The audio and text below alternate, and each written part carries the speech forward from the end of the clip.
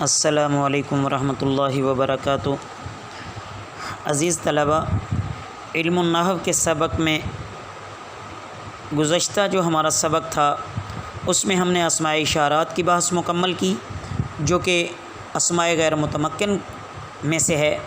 تو آپ کو یاد ہوگا کہ یہ تمام جو ہم اسماء پڑھ رہے ہیں یہ اسماء غیر متمکن میں سے ہیں۔ تو آج ہم اسماء افعال کو شروع کرنے لگے ہیں۔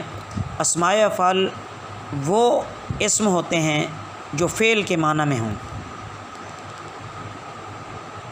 پھر ان کی آگے دو قسمیں ہیں، ایک تو بمعنی امر حاضر یعنی امر حاضر کا معنی دیتے ہیں، اور دوسرے کچھ ہیں جو فعل ماضی کا معنی دیتے ہیں۔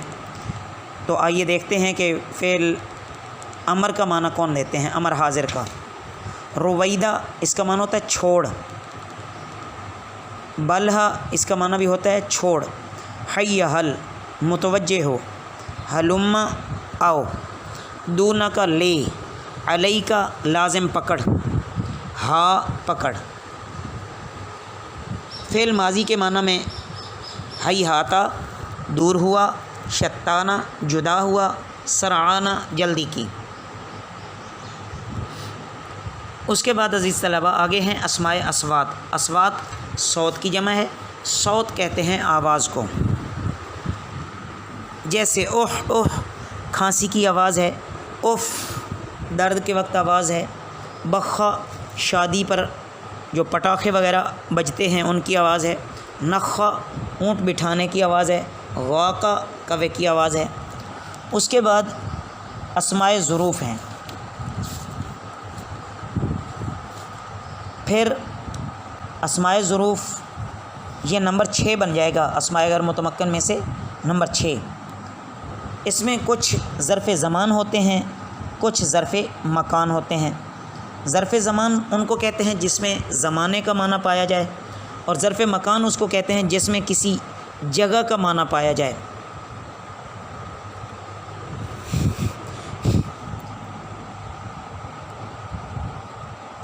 ظرف زمان اذ، اذا، متا، کیف، ایان، امسی، مذ، منذ، قط، عوض، قبل، بعد۔ تو اس کی تفصیل دیکھتے ہیں کہ اذ یہ ماضی کے لیے استعمال ہوتا ہے اگرچہ مستقبل پر بھی داخل ہو، اور اس کے بعد جملہ اسمیہ اور فعلیہ دونوں آ سکتے ہیں، جیسے جئتک اذ طلعت الشمس وَإِذِ الشَّمْسُ طَالِعَةٌ۔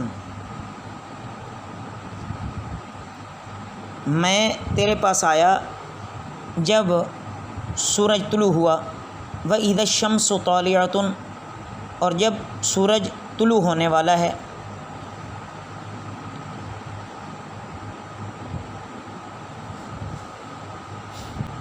اذا یہ مستقبل کے واسطے آتا ہے اور ماضی کو بھی مستقبل کے معنی میں کر دیتا ہے، جیسے اذا جاء نصر اللہ، جب اللہ کی مدد آئی۔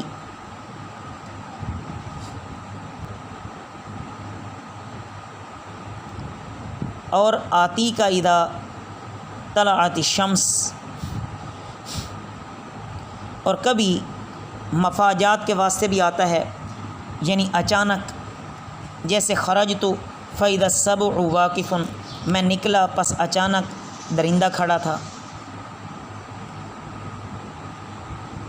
متا یہ شرط اور استفہام کے لیے آتا ہے، جیسے متا تصم اصم، جب تو روزہ رکھے گا میں روزہ رکھوں گا، یہ شرط کی مثال ہے۔ اور متا تسافر اسافر، متا تسافر، صرف متا تسافر مثال لینے، اسافر آگے نہیں کرنا۔ تو کب سفر کرے گا، تو یہ استفہام کی مثال ہے۔ اگر متا تسافر اسافر کر لیں تو پھر تو یہ وہی شرط والی مثال بن جائے گی، تو متا تسافر مثال بیان کرنی ہے تاکہ یہ استفہام کی مثال بن جائے۔ کیف یہ حالت کی دریافت کے لیے آتا ہے، جیسے کیف انت، اے فی ای حال انت، تو کس حال میں ہے۔ ایانہ یہ وقت دریافت کرنے کے واسطے آتا ہے، جیسے ایان یوم الدین کون سا دن یوم جزا ہے۔ امسی جیسے جاءنی زید امسی آیا میرے پاس زید کل۔ تو ان سارے الفاظ میں زمانہ پایا جائے گا، جیسا کہ شروع سے بھی میں نے عرض کر دیا ہے، کوئی ماضی کے لیے آ رہا ہے، کوئی مستقبل کے لیے آ رہا ہے۔